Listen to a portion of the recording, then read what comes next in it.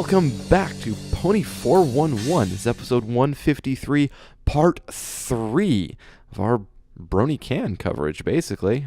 I am Alcatraz, this is Nemesis. What? So yeah, this is part 3, Sunday, the last day of the con. It's over. It's over. It's all over. It's all, yes. I'm not even going to try for a Chrysalis voice. I think it went about the same as the rest of the days. It's still really fun. Start out. No fires. Yeah, no fires. At least for us. Yes. Things went pretty well. What did we do? Timbits are good. Yes, we had to go and get them twice. Timbits. Although the second time they screwed up my order. It turned out okay in the end. In the end, but still was annoying because I said something that she confirmed it, and then and then probably forgotten because you didn't walk over there. She couldn't ask again. So yeah, after Timbits, we went to go see the director's panel. Yes, the one with Jim Miller, Jason Thiessen, apparently, and Denny Liu. Yeah, Denny Liu. Yeah, someone's led me astray about pronunciation. You kept saying it was Thiessen. Thiessen? It's Thiessen. I could have sworn I heard it say... I heard them say Thiessen several times this weekend. Yes, I heard it too, and I was a bit confused. And he never objected. Yeah, well, he didn't object to the Thiessen either. Maybe it's because he's Canadian. Could be. Shots fired. Shots fired. And we are in Canada. We went to go see that, and it was basically a Q&A panel. Yeah, that's what it was. So there wasn't a moderator asking questions to him. Nope. It was just they just opened the floor. You did some interesting questions though. There was again, we got good audience questions. It wasn't like they were, of course, partially because they cut off stupid questions pretty quickly. Yeah, they self-moderated pretty well on that one. They kind of cut it off before it even started. Don't ask these stupid questions. Don't ask us who our favorite pony is. We'll boo you. And of course, someone immediately asked, and they immediately got booed. Yeah. It was great. We got some good questions. Should ask what's your favorite boo to make. Who's your least favorite pony? You didn't say that I can ask that. Yeah, you didn't. Of course, I actually said questions like. So yeah, that would be I guess like. That would be a like. Bollocks. Technicalities. But yeah, like I said, there were some good answers and good questions. Stuff that you don't normally get with your standard array that people tend to ask because they don't pay attention to the other panels. Yeah.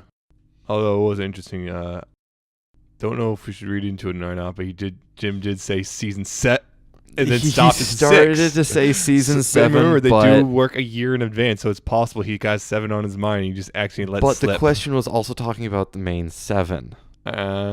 Yes, yeah. He was talking about main 7 because it was about Starlight Glimmer and stuff like that. Yeah. So the number 7 had already been discussed, and 6 and 7 start the same way. So it's probably a slip. I'm not going to read that much into it. You can if you want. I mean, it's already been halfway confirmed anyway. I know it's already been halfway confirmed, but I don't like. They're working on something, and since they work pretty far in advance, connect the dots. Basically, they could. It's just halfway through, depending on what kind of hiatus we're looking at. If there is a season 7, they may not have started, or they may have just started. Like they were saying in the panel, 5 and 6 were happening pretty much simultaneously because of the short hiatus, which actually wasn't that short. So it was a pretty standard hiatus length, so just in a different spot. Yeah. So. But yeah, if they were doing season 7, they'd be doing it. They'd be probably starting it right now. They'd be already be working on it. They have been working on it. Some of the scripts would probably already be done by now if they're going to have the same schedule of premiere in spring and in fall. Yeah. But we don't know, and I don't like putting my hoof in my mouth later, so I'm not going to look into it. That's the first thing we did. You went off to do stuff, though, afterwards. I did. Yeah, I went to another It Could Only Happen at a Con panel, which I did at Everfree. Same person, actually. Yep, Bolt was running it. Really, not a whole lot to talk about there, just goofy stories. Not as entertaining as the one at Everfree. Yeah. Probably all the good horror stories about the other version last night, which I didn't go to. Yeah, because this was the 13 plus, not the 18 plus. I mean, it was an 18 plus one. Yeah, there was the 18 plus one. It wasn't a big deal. I mean, there was some funny stuff, but nothing really huge. Yeah. Alas. I did not go to that one. I was lame. Yeah, you are. And stayed on the internet. more vendor hall again. Yes, we went bought more back stuff. and bought a lot more stuff. I couldn't resist buying another Rainbow Dash. Another Rainbow Dash. Another Rainbow Dash. And he gives me flack all the time. He has no room to talk and keeps trying to do it anyway. I can give you as much flack as I want. I just can't deny it when you return it.